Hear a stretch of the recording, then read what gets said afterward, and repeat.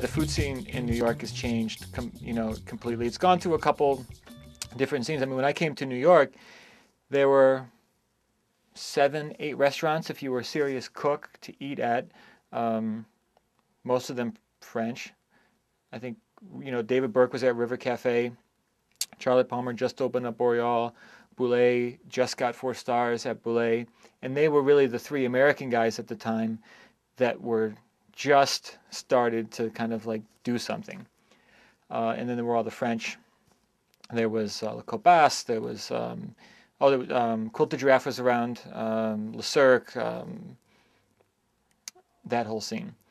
Now it's unbelievable. I mean, there's a lot of good restaurants around town. Good restaurants that are doing 8 undercovers, and good restaurants that are cooking for 80 people. There's chefs from all over the world now that have come to New York. There's small little places that are great. There's a lot of great ethnic food also. I mean, you can go all over the boroughs and get some pretty good ethnic food. So it's changed. Like it's pretty unbelievable.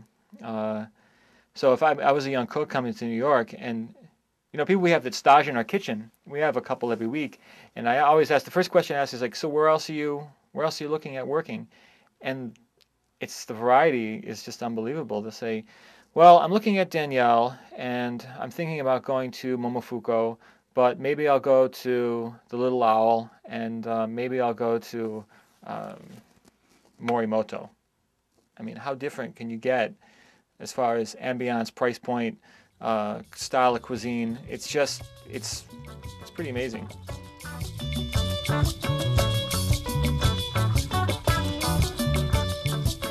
I mean, everyone always asks, well, how many more restaurants can New York City take? My answer to that is, if you go to Tokyo, you could live in Tokyo your whole life and have lunch and dinner at a different restaurant every single day and never, ever, ever repeat. And New York will always change. There'll always be like those iconic favorites. There'll always be like the hot new spot, and there'll always be something coming and something going. So that's always gonna change. One thing that has changed is the I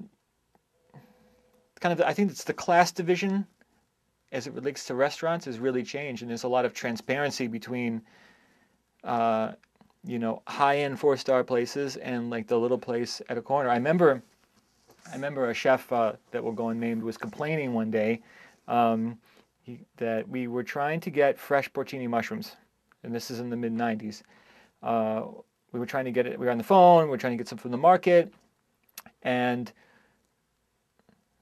the purveyor just ran out of these mushrooms, and there was some discussion because I think there was a party that requested them, and it was a restaurant that was downtown that just opened back when there weren't restaurants downtown, or maybe there were 2 or 3, and it was a French chef that was yelling and screaming, like, how can these guys open up these restaurants downtown and take porcini mushrooms? Because they shouldn't be taking porcini mushrooms. They should be cooking hamburgers. And that's changed because you can go down Avenue A, or you can go to LES, so you could go to West Village, or you can go on Smith Street, and you can probably find some wild mushrooms on the menu.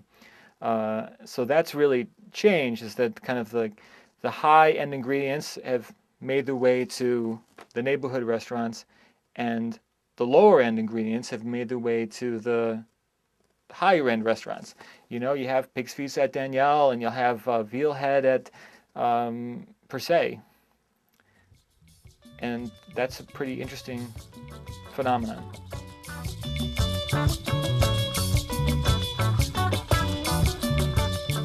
I mean, the casualness is really is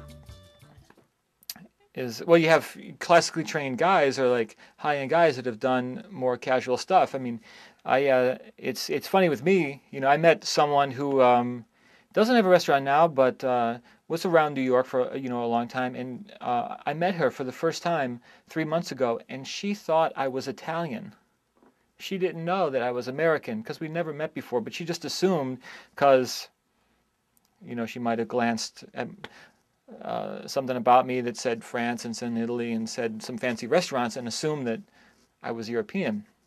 And that blew me away a little bit. I think that, and I'm not so inspired for myself really to do high-end cooking anymore at this point for myself. And where A Voce is, I don't think I'll go in a higher level than that. Again, and I want to do different levels of stuff moving on, just because that's the way I've been eating lately.